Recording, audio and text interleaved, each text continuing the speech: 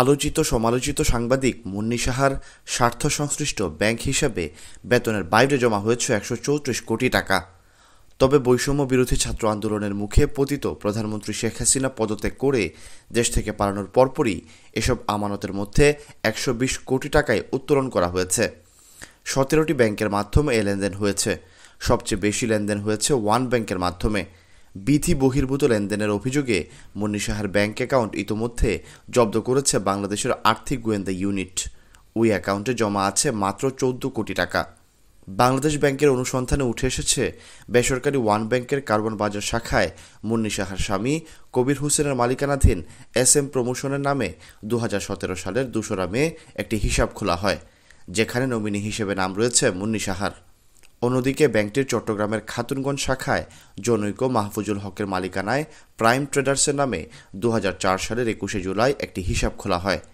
দুটি প্রতিষ্ঠানের নামে ব্যাংকটি থেকে ৫১,৫০,০০,০০০ টাকার ঋণ নেওয়া হয়। ঋণ পরিশোধ না করে বারবার সুদ মওকুফ ও নবায়ন করেছে ব্যাংকটি। এর মধ্যে কেবল ২০১৭ সালেই সুদ মওকুফ করা হয় ২৫,৭৮,০০,০০০ টাকার, যদিও প্রতিষ্ঠান দুটির মধ্যে পারস্পরিক ব্যবসায়িক কোনো সম্পর্ক নেই। অথচ বিভিন্ন তারিখে হিসাব দুটির মধ্যে বিপুল অঙ্কের অর্থ লেনদেন হয়েছে।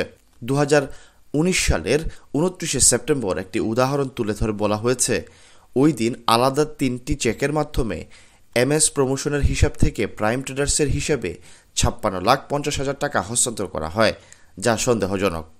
এই অর্থ পাচার হয়েছে কিনা তা খতিয়ে দেখছে BFIU।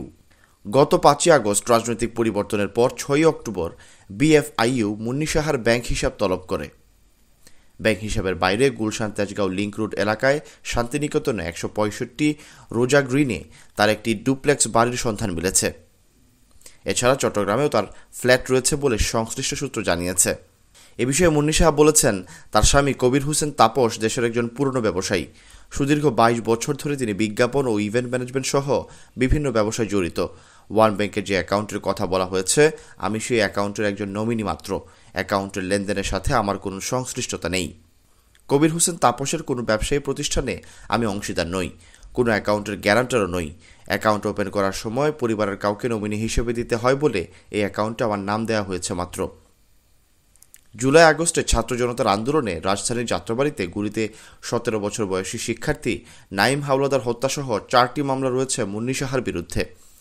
এসব মামলায় সাবেক প্রধানমন্ত্রী শেখ হাসিনা সহ একাধিক মন্ত্রী, MP, আওয়ামী লীগ, যুবলীগ, ছাত্রলীগ সদস্য এবং পুলিশ ও র্যাব কর্মকর্তাদের সঙ্গে যে ৭ সাংবাদিককে আসামি করা হয়েছে, তার মধ্যে তিনি রয়েছেন।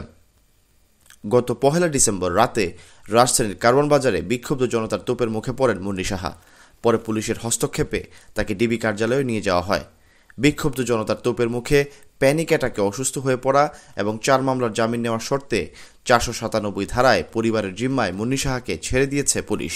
মুন্নী সাহার জন্ম ১৯৭০ সালে মুন্সিগঞ্জে। ৭ ভাই ৪ বোনের পরিবারে তার বেড়ে ওঠা। খুব প্রাচুর্যে বড় হননি তারা। সহোদরদের সঙ্গে একটা রুটি দুজনে ভাগ করে খেতেন। একজনের জামা ছোট হয়ে গেলে আর একজন পরতেন। স্কুলে যেতেন প্লাস্টিকের সাদা জুতো পরে, সেটা আবার একজনের ছোট হয়ে গেলে অন্যজন পায়ে দিতেন। কাপড়ের জুতা তাড়াতাড়ি ছিঁড়ে যায় বলে প্লাস্টিকের জুতা পরতেন তারা। মুন্নী সাহা ২০১৬ সালের ১৯শে জুলাই একটি জাতীয় দৈনিকের সঙ্গে একান্ত সাক্ষাৎকারে এমন অভিব্যক্তি জানিয়েছিলেন। মুন্নী সাহা SSC পাশ করেছেন মুন্সিগঞ্জের VJM সরকারি বালিকা বিদ্যালয় থেকে, তারপর ইডেন, HSC ও BSc ইডেন থেকেই। এরপর সাংবাদিকতা ও গণযোগাযোগে মাস্টার্স করেন ঢাকা বিশ্ববিদ্যালয় থেকে।